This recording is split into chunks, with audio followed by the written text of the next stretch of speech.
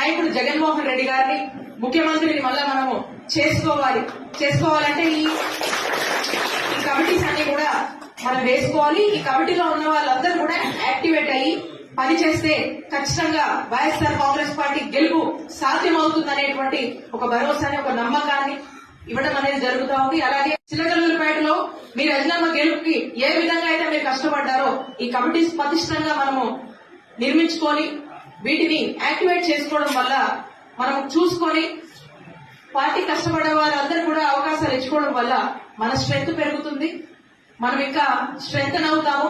ఇక్కడ కూడా మళ్ళా మీ రజనమ్మని వైఎస్ఆర్ కాంగ్రెస్ పార్టీని గెలిపించుకోవడానికి ఇది దోహదపడుతుంది అని చెప్పి అన్ని చోట్ల కూడా చెప్తూ ఎక్కడ ఏ కేసులున్నా ఇష్యూలు వచ్చినా ఎన్ని అరాచకాలు నియోజకవర్గంలో జరుగుతున్నా టీడీపీ వచ్చి దగ్గర నుంచి ఇళ్ల మీదకి వచ్చి ఇబ్బంది పెట్టినా, కేసులు పెట్టినా, ఉన్నదానికి లేని దానికి అయిన దానికి కాని నిందలు, అవమానాలు, ఎన్ని అక్రమ కేసులు పెట్టినా కూడా ఈరోజు వాళ్ళందరికీ అన్ని విధాలుగా సపోర్ట్ గా నిలబడుతూ లీగల్ గా ఫైట్ చేస్తూ పోరాడుతూ అన్ని ఇబ్బందులను కూడా అన్నిటి నుంచి కూడా మనము ఫేస్ చేస్తూ కూడా ధైర్యంగా నిలబడి ముందుకు వెళ్తున్నామంటే దానికి కారణం మీ అందరూ ఇస్తున్నటువంటి సపోర్ట్ ఒకటి.